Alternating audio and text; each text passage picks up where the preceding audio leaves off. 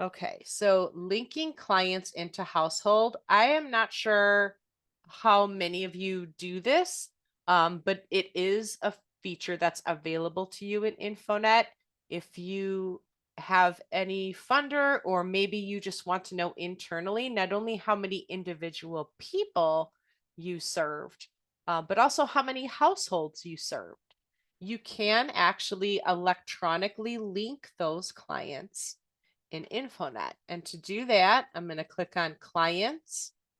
I'm going to click on households. And I'm going to add a new household. I have to name my household ID, and I'm going to do that by using the same client ID I used for the 2 clients I entered earlier. And I'm going to end it with HH to indicate this is a household record. And then I just add my clients. And if I start typing, I can add new clients either by searching, looking through a list of existing clients, or I can just start typing in my client ID. And as I type, my selections will narrow.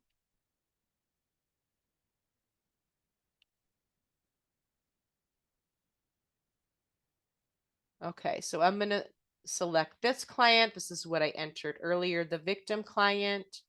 And then to add clients by search, I can continue doing it that way, but to search, I just click the search button, the first contact date range. Now, I made my client's first contact date January 1st. By default, it's going to show me the last 3 months. So I'm going to need to edit this a little bit. Instead of March 13th to June 13th, I'm going to change this to January 1st. 24 and then search.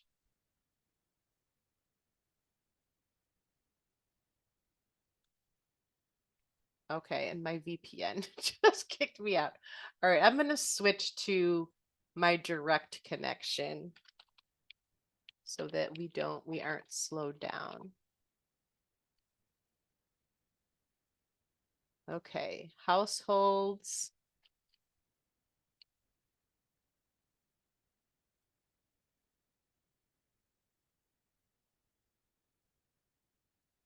I'm gonna, whoops. I forgot to click my add new household button. So I'm going to do that now. This is my household ID. I'm going to add the first client just by typing in her ID. And then this second client, my significant other, I'm going to search. But again, I need to change the search criteria to find that person. And there he is. So I'm going to add him. And now I have my 2 clients, my victim, my significant other. Save. And now if I later run a report, both these people received services, my report is going to count 2 people served, 1 household. So if that's helpful to you, you could use this feature to create households. Okay, to search for clients, there are 2 ways to do that. You want to click clients, search cases, and there are some search tools available for you. By default, it's going to list every client that has a first contact date within the last 3 months. I can change that to whatever I want. If I go back to 1/1/22 and click search, it's going to give me a list of clients whose first contact date falls within that range. Let's say I don't know when the client's first contact date is. I don't remember that information and I don't have it in front of me. Maybe I just remember that the client's ID was 123 something. I can just type that in the search field, click search, and it's going to give me every client that has 123 somewhere in that client ID. And you could also use the age and client type filters for victim and significant others. So there's various ways you could search for existing clients. And then there's also this client ID search field up here. If I type in a client ID, I'm just going to type in a partial client ID and then click that magnifying glass.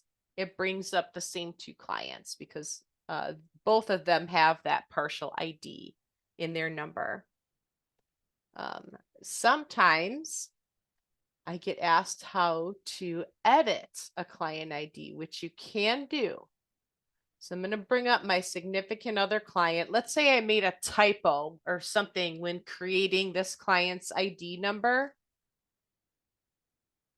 I can actually go ahead and edit that number.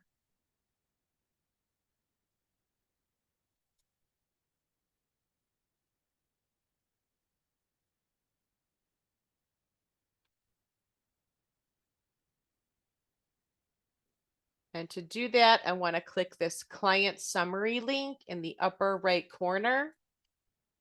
And then here's my client ID. I can just type in there any edit I want and then save. You want to be careful because you're changing a number. So I did get a call some years ago where somebody thought all their clients had been deleted. Like they just disappeared from InfoNet. It wasn't that we did eventually find those missing clients after a lot of investigating. It wasn't that they deleted, it was somebody changed a bunch of client ID numbers without informing the other person. So when you change the client ID, note that all the data is still going to be there, but they're going to have a different number. So it's almost like changing your name from Jennifer to Julie. You just want to be aware and make sure the team is aware that this is an official record number change for your client. And so the last special function I wanted to talk about here is sometimes we get asked if we can delete a client. InfoNet actually does not allow you to delete a client because if it was done accidentally to somebody that was providing service or receiving services over a long period of time, you could inadvertently delete a lot of important information, but you can overwrite a client. So let's say I'm just going to bring up any client here. So let's say this person, 123-2023. Let's say this is an obsolete record. This isn't a real client. Maybe they have a duplicate record or something, and I want to delete this client record. I can't delete it, but this is what I can do. I'm going to edit.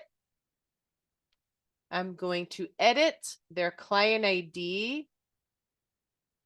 I'm going to put something that tells me this is, and my team, that this is not a real ID. So I'm just going to start it with bad ID. Okay. And then I'm going to save. So now anybody that looks at this is going to know, okay, this is not a real client ID. I also want to make sure if this client has any services, I want to make sure they're gone. So I'm going to click on their services section. Let's see if they have any services. I do see one. I'm going to remove them from this group. Because if they don't have services, they're not going to show up in any reports to ICASA. It's just going to be a harmless record sitting there. So I'm going to go back to my client. Again, this is my obsolete client. I now, when my next new client comes in, they're a victim client. I'm not deleting this, but I'm going to overwrite this record with my new victim client's information. So I'm going to make the first contact date today, June 13th. And I'm going to overwrite all this with my new client's information. Okay, I'm not going to go through the whole thing, but I can do that. And then I've save my new client. Of course, I want to